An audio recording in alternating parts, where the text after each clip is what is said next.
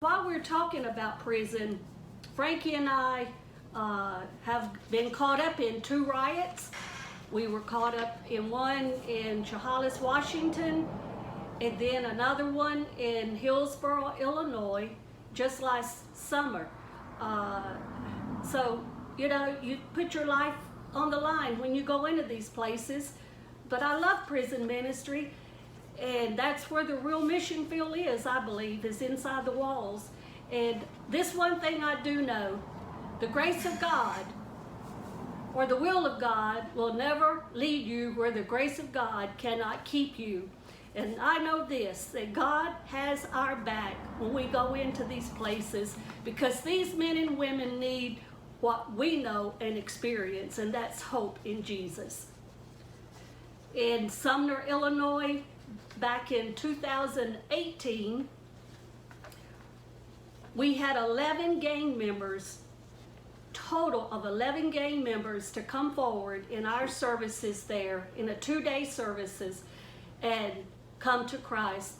And what was so amazing about this is these 11 gang members, they walked forward and they turned and they faced another 60, 70 inmates, and they acknowledged Jesus Christ as their Lord and Savior. And so with that, the chaplain after service says, "Come on, men," says, "you're going to segregation," said, "you can't go back to your cell." So God does work in these places, and takes a calling. Not just anybody can go behind these walls that Frankie and I go into, and it takes a real calling. Like it takes a calling to be a pastor or a teacher, whatever. There are different levels of ministry, we know that. But it takes a real calling to go into these prisons and to bring hope and see souls turn around and give their lives to Jesus Christ. We've had so many people ask us, even family members, my own, why is it that you go to these prisons? They committed the crime, they should do the time, and just leave them be. So many people don't care about none of these people that are incarcerated. They can care less. And I've also had family members ask me, well, how much do they give you? How much they pay you for going into prisons? And I kind of really have to laugh at that when I hear that from even family members, because you don't get paid going into prisons. There's never a check or something waiting at the gate. And do you get compensated? And when I go before the men and preach the message, time for a change, I often bring this up. We don't get compensated. The only time we get compensated is maybe going out the door when they'll give us a bottle of spring water and a handshake. And sometimes we don't even get that. But we don't go there because of money. We go there because of souls. Souls are our business, our only business. We have no other business, no boundaries ministry. And another reason we go to the prisons is very simple.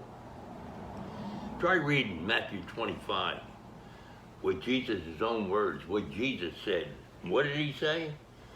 He told his apostles one day, and he stunned them with these words when he said this to them. He said, "Do you remember when I was hungry, but you didn't give me nothing to eat? Do you remember when I was thirsty, but you didn't give me no water, eat, or to drink? And do you remember I was a stranger, but you wouldn't even bother with me? You wouldn't take me in?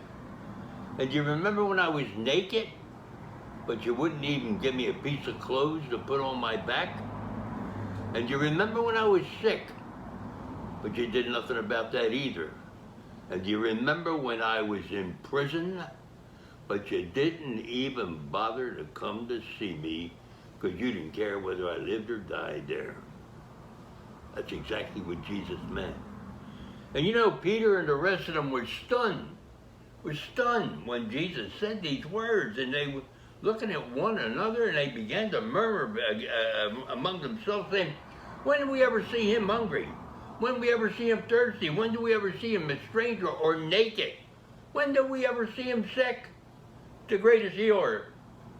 And when did we ever see him in prison?" And then Jesus replied these words to them. Jesus said, "If you didn't do it unto the least of these, my sisters and my brothers, then you wouldn't have done it for me either, is what Jesus said. That's right.